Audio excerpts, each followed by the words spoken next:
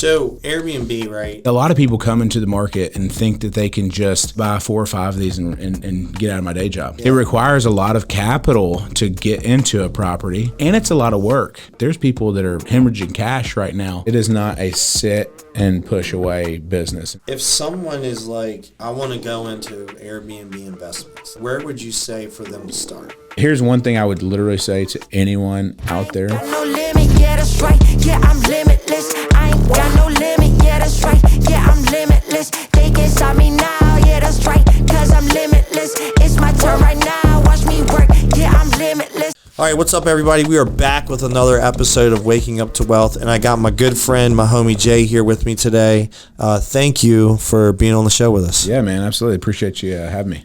So, we kind of talk a lot about investing on this show and different aspects, and it's very fascinating to me. You have a very intriguing model. Everybody thinks Airbnbs are sexy and it's great, but you've actually figured out a model in a market that works really well, and it's kind of a high-end luxury Airbnb investing. Like, tell us a little bit about it, where you're doing it at, kind of how it works, and how you kind of figured it out. Yeah, so we live in the Smoky Mountains. It's 40 minutes from my house. And for those that don't know where that is, where is that? So Pigeon Forge, Gatlinburg, Tennessee. Yep. It's the Great Smoky National Park. It gets 14 million visitors a year. That's more visitors than the Grand Canyon, Yosemite, and Yellowstone combined per year. More people visit the Smoky Mountains than Disney a year. And when you told me that, I was like, holy shit. I mean, I didn't know that. And someone told me, like, when they broke down the stats, I was like, wow, you know, and it's crazy because, living here, you take for granted that, and you're like, oh, it's like right in your backyard. Right. But, we can go there on a Wednesday thinking that we're going to be able to go do something, and it's slam packed. And so really our only downtime the entire year is January, February. And so, which makes it an incredible market. It's highly sought after. So one thing about our market, it was compressed for many years because before the fires in 2016, it was very good old boy system, and most of the property managers were on a 60-40 split. So the investor would only make 60% and the property manager take 40, and so you can't have great returns. And so the prices were super low. Well, after the fires, a lot of people rebuilt. They built these really nice cabins, and man, off to the floodgates. And we've been the top short-term rental destination for many years, at least one of the top. And so I got into it. Literally by luck. I'd bought my first Airbnb in Destin, and how long ago and when was that? That was in 2019. Okay. And then in 2020, a buddy of mine, an appraiser buddy, had introduced me to this property. He said, "There's 3 cabins on this parcel," and then I bought that beach house with 2 other people. And so, but he was like, "Dude, this is a great deal. It's 3 cabins on one parcel. It's doing $90,000 a year." He said they want $600,000, but I was terrified. Right, of course. I was terrified because it was my first deal, and I was. Only been in business, 4 or 5 years at the time, and so I just bought an office building, put a bunch of money in that, and thankfully I almost killed the deal like 15 times. Sure, yeah. But anyways, ended up buying that deal, got the rents up the very first year up to $150,000.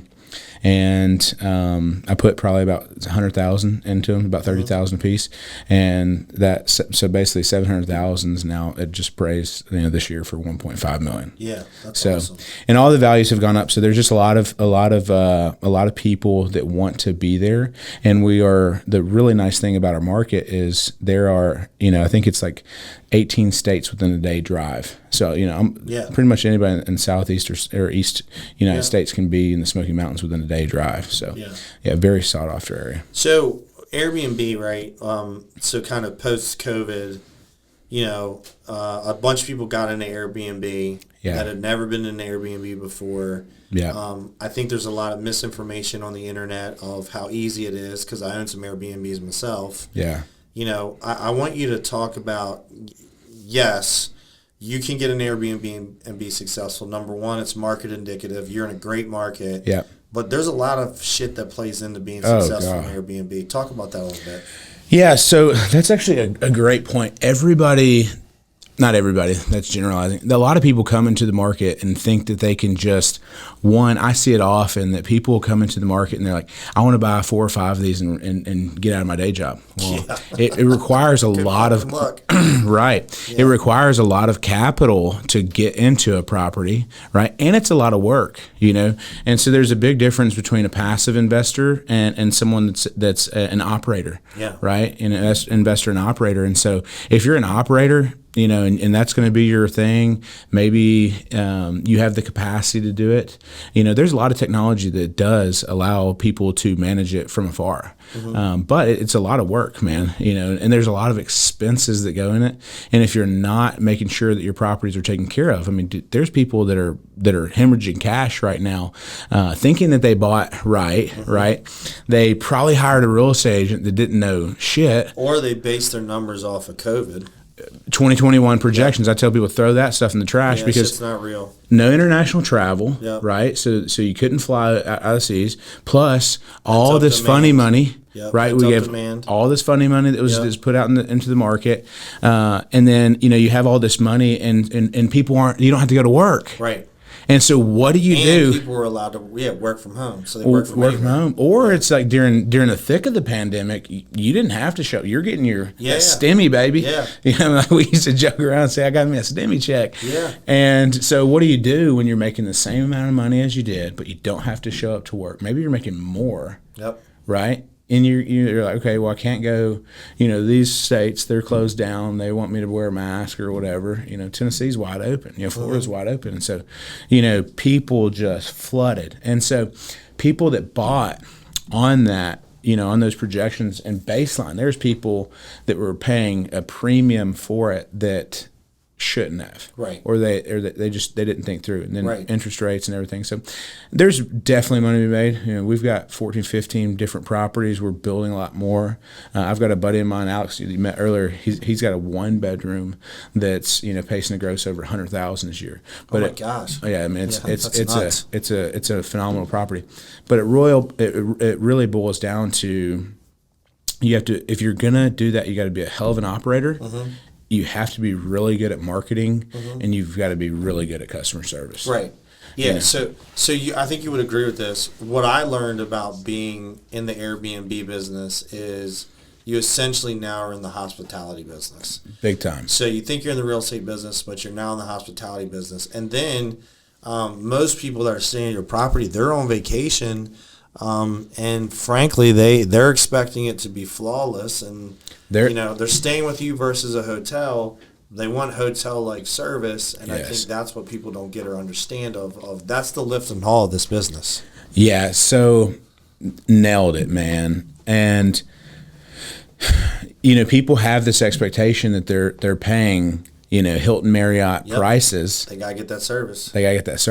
Yeah. Well, they're staying at a cabin in the woods, and in your situation, yes, right. Yeah. And so, there's not a maid that's coming, and there's not, it's not like we have in-house people, and so stuff happens, and so I think that I wish that there was when you opened up Airbnb, that there's this big disclaimer that says, hey, you're not staying with Marriott or, the Hilton. You're staying at a residential real estate property, and that stuff can go wrong, and that it's not going to be a 7-minute turnaround of a butler going or a guy going up, and somebody's not in the property there that can fix it. Yeah, and so you got to get somebody out there. It takes a lot of work, and so and I applaud. It's like now it's like the race to the bottom, just like real estate with wanting that these investors want to skin these property managers and pay them next to nothing because they want to protect their yield. Return, because it's an expensive business. And so you have to be smart, man. You have to be, smart with the buy. You have to be smart with your rate. Mm-hmm. You have to be smart with your amenities, to be able to produce a yield. And then you have to have phenomenal customer service. And so setting good expectations on the front end, the more detailed that you go into it. But, man, it is a very intensive. It is not a sit and push away business. And if you're not staying on top of your properties, man, it can be a bloodbath. And that's why I see a lot of people will get in these things and they're in and out of them within less than a year because they're like, holy crap, man. Yes, dude, they get beat down and they realize, or they don't go out and hire a property manager, or they're too cheap to, and then they end up suffering the consequences. Yeah, but it's a beautiful business. I don't say that stuff to scare people out. No, you're just giving this is the reality. The reason why I asked this and why I wanted to bring it up is because I've had a ton of conversations with people where they're like, yeah, Airbnb because it's sexy and it's cool and everybody, but it's like anything else. Let's talk about the reality of what it's like. Absolutely. Yeah. Now, let me ask you a question. This is kind of another, fantasy and dream that a lot of people have. And I've seen this, I've seen people that are able to do this if they get educated, they get the right management, the right partner in the market to find the property. But let's just say I don't want to go into Airbnb full time. Yeah. But I want to buy a property in the Smokies because I always wanted to have a vacation home there. So is it possible to do something like that, whether it's Florida, Arizona, market indicative, obviously, but where they can go in, buy it, use it for when they want to use it through the year, not necessarily make a ton of money, but maybe break even or cover a ton of their costs. So it's almost taking care of their second home for them without them being out of pocket a ton of money. Yeah, so that's are you asking if that's possible? Yes. Yeah, it's definitely possible, and it's actually more plausible than anything. Yeah. If you my properties, I've stayed in, and I've got, dozen plus. Yeah. And I'll buy some, sell some. So I always stay a dozen plus properties. And so I've stayed at my properties. I've got some properties I've never stayed in that I've owned for years. Yeah. Right. And because heads and beds. Yep. Heads and beds. You're not making money with a vacancy. Yep. And so now if you're coming here to enjoy this with your family, big difference. Mm-hmm. If I buy another property down in Florida, quite frankly, I don't care if it's a cash cow money making machine if I plan on using it consistently. Yeah. And so philosophy's different. Sure. I've got a customer who, bought a property a couple months ago, and he first started at $1 million, and then I showed him what $1 million looked like, and then we looked at $1.5 million, and then landed at $1.8 million. Yeah. And it was funny because he wanted for personal use too. Yeah, he was like, I'm gonna, it's like he didn't know what he wanted, right. But he's like, I want to do it for, my family, but I also want to, I want it to pay for itself. Mm-hmm. And then he was like, I wanted to make money, but really he wanted it for his family, and he didn't want it to pay for his toy, right? Mm-hmm. And a lot of people just want to have that. They want to tell their buddies, man, I got this second home in the Smokies, or I got this second home in Sedona, or I've got this second home in, in St. Pete or Destin. And so, that's actually more probable because there's a level of strategy behind that, just like everything. That if you are staying in it during peak season, well, just know you may be losing $7,000. Yeah. Right, and so maybe you don't go. Planning your vacations not on peak season. Not on peak season, or you do, but there's a little bit more strategy because now with technology you can see the peak weeks. Yep. And you can if my average ADR is 1,800 this night, but I can go a week later and it drops down to 1,200. Well, that's a 600. That makes sense. $600 a day, you know what I mean? It's like move your vacation a week, right? So we see a lot of people do that, that have that want expendable or want a second home, but they just don't want to go out and, have another $6,000 a month payment. Right. They want somebody else pay for it. Yeah. Yeah. So if someone is like, they're listening to this or they watch this and they're like, they just got this burning desire. I want to go into Airbnb investments. Like, what is that's a large question. Right? Yeah. But what would you say, where would you say for them to start? Do your homework. I just posted a video on this the other day. You don't have to have the big 4 or 5 bedroom pool cabin, $2 million, right? Like that's what people know me for because that's what I build. Sure. But I've also bought tons. I've built a lot of 2 bedrooms, and I've bought 1s and 2 bedrooms as well. That's actually my sweet spot. Yeah. But But you can go, like I bought this little 1-bedroom. It's 600 square feet. Yeah. Bought it for $375,000. It's 5 minutes from the Strip. It literally looks over the Pigeon Forge Strip. Makes $60,000 a year, right? And so somebody could be in that deal. I put like $25,000. Let's just call it $400,000. That's a great return. Good return, right? And so I net after everything and then some $15,000 a year. Yeah. Right, I'm paying $8,000 towards principal every single year. It's not a big headache, right? No, not a big headache. Stays booked. Yep. It's little honeymooners, just little weekend stays. Yep. Occupancy's good. People that don't, they rarely complain, and it stays booked, and it's a good cash flowing property. And I ran a cost seg on it, saved $25,000 in taxes. So, my cash basis was taken care of, year one, year two. Yeah. And so you don't have to have the big, sexy properties. It's like get down to basics, or there's ways to go in like fractional ownership with people. You can come in like, we're working on some other stuff like where people can come in on deals. Yep. There's different levels of strategy. So I would just, the one thing that I do, like when I get into something, is I obsessively research on it. And so the more educated you get on it, the better. But, just like anything, like if I'm going to go out and I want to learn about investing, I'm going to call a guy like you, right? Like I'm going to go to the path of least resistance, find somebody. That's what I would do. There's so many resources online like this to do it, and then find somebody who's in that market that has properties. And that knows their shit. Here's one thing I would literally say to anyone out there: never go out and buy any real estate from somebody that doesn't own real estate. Facts. And don't buy Airbnb from somebody that doesn't own Airbnb. Yeah, if somebody that doesn't even own a house is trying to go out and get you to buy $1 million piece of property. 100%. I wholeheartedly agree with that. Well, I tell people all the time, like, look, do I want to sell your property? Of course. But is the commission going to change my life one way or another? Absolutely not. Yeah. You know what I mean? So it is what it is. I mean, I want to steer you in the right direction so that this is a win for everybody. I think that's the type of motive, but find somebody who knows it.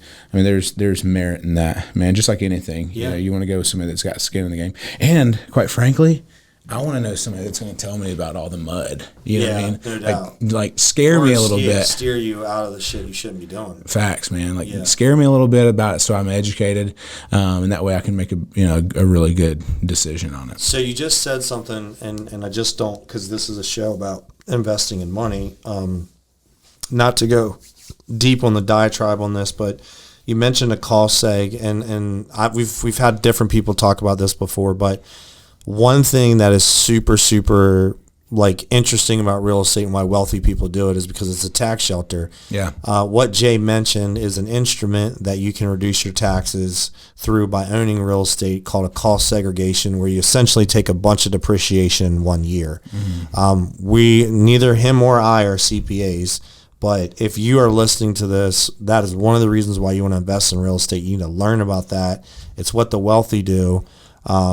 And it's one of the reasons why people keep wealth is because they use real estate as a vehicle to keep wealth and to avoid paying taxes. And it's legit and it's legal. The IRS lets you do it. Absolutely. I tell people that all the time because that's just going to immediately shelter it. But, there's the components. The thing I love about real estate right now, and specifically short-term real estate, interest rates are high right now. Yep. So most properties are not going to cash flow nearly like they would in the last 2 years. True. But I've bought more real estate in the last 12 months than I've ever bought in my life. Because you're getting a better deal. Dude, I'm still in it. I'm still in it on price, labor. Yep. I mean, I've got guys with labor that are, hey, dude, I'll do it by the hour, or they're coming at me with a fraction of what they're doing. So my basis versus 2020, 21, 22 is so much is compressed, and so I'm in this for the long term, right? It's like I think it's a good point that you made because there's so many people that I'm talking to. It's waiting. Whether it's residential or investment or whatever, and they're like, well, I'm going to wait till rates go down. And, that's such a fallacy because everybody else is going to do the same thing. Absolutely. So now it becomes a crowded market again, and now you're fighting on every deal with everybody where now if you buy it now and it can work, it's only going to get better. The worst you're buying it at from a term standpoint is now, but it's going to get better as time goes on. But you're also not paying 50 or 60 grand, probably more than you should. Facts. Because you're not competing with everybody else who's trying to buy the same deal. Absolutely. Well, just think about it, man. So say you could go buy a property, in 2021 for $1.5 million. Yeah. Right. Let's $1 million for simple math. By the way, just so for everybody listening to this, this market that he's in, this is what they deal with. There's high end cabins and shit. Like I'm buying $150,000, $200,000 houses. Me and my buddy Alex were just talking about this. We're like, well, we're not moving here, so you have to flip how many homes to make that. And that is my niche, man. Right, I don't, course. It's like nothing wrong small with numbers, yeah. larger. Somebody taught me that very early in my career. It's like the race to $1 million, man, it comes in 50 different ways. Yep. You can do it, 100 times over, you take, 20 grand, 50 times and you're there. Right. Yep. And so, or you can do 100 grand 10 times. Right. So say for simple math, we'll drop that down to $1 million. Right. Yeah. But $1 million, say property in 2021, now that property may potentially get someone that's distressed. Maybe they're going through a divorce. Maybe they're burnt out on it. You know what I mean? Mm-hmm. And you can get it for $850,000. Yeah, you got $150,000 worth of equity. Yep. Right. And so maybe it doesn't cash flow today. Maybe you're breaking even, or maybe your cash on cash is much less. Well, the second that rates go down, then that price goes back up, and now the base is go above $1 million. Right. Yeah, and even if it goes back to $1 million, right, that rate, so you buy it at $850, right? One thing I would advise everybody just on these DSCRs, they've got these 54321 rate locks. Yeah. Man, listen, go and pay a higher rate today with no penalty, and that way, let's say that it takes 2 years for rates to come back down. Don't get in a situation where you're paying a big fee. Get yourself in a situation where you're paying a higher rate today. Who cares if it's cash flowing a little bit? Because what happens is 24 months from now, which I can't predict the future, but I'm saying we're all in a hopeful situation. Yep. Rates come down. You've already got a lower basis in the property. Now because you bought $850, you put 200 grand down on it. You're in this deal $650. You go refi it. Right, you probably go get 100 back out of it. Yep. Right, and now your rate's there at a lower price versus that person that's now coming in at $1 million to get the same rate, and they're having to bring more cash to the deal. 100%. And so that's my play. Yeah. And I advise, and I think that the people that are smart, it's like Warren Buffett's strategy. He's pulling back when people are getting greedy, right? Yep. But he says, listen, when everybody's running, dude, it's time to have a bloodbath. Yep. And so that's my strategy. I'm not. There's a whole lot, guys smarter than I am, but I think that it's just common sense. Supply and demand. Well, it's not common sense to most people. Well, it's common sense for people for good investors. Yeah, no doubt. So. My personal journey into Airbnb is kind of what you talked about. So I bought a property just for myself, and I had not planned on getting into short-term rentals at all. Yep. And I put it on the market, and it was like, holy crap, it booked out. Yeah. And then I started getting some income on it, and that's how I got into STRs. And then once I learned through the mistakes of my own property, I was able to get good at it. That's when I went out and did some other things. But to your point, if you don't get educated and know it and understand it, you can certainly get your ass handed to you. Absolutely. Well, I think that if you just to simplify it and not to overcomplicate things for people, but if you look at just dollar for dollar versus a short-term rental versus a long-term rental, banks love a long-term rental. Yes. Right? It's safe. Right. But I look at it from a standpoint is how many dollars am I making per dollar from a short-term space versus long-term space? My expenses are much higher on a short-term space. I've got, cable, I've got utilities, all these other things. But typically I'm in a situation where I'm getting $2.50 to $3 per every $1 on long-term. Yeah. And so it made sense. And I'll tell you a story on this. You talked about your first deal you didn't know. I bought a duplex. It was the second property I'd ever bought. And it was actually, I think it's my first Airbnb. My first one in Tennessee. But it was this little duplex, and bought it, and I had nothing in it. It was like $130,000, had like 3%, 5% down in this deal, so nothing, right? Put a renter on one side, and then I was going to put a renter on the other side, and I was like, you know what, I'm just going to go, this place has like a couple hospitals, got a plant next to it. I'm just going to throw it on Airbnb. See what happens. Yeah. Spend $10,000 on some furniture and see what happens.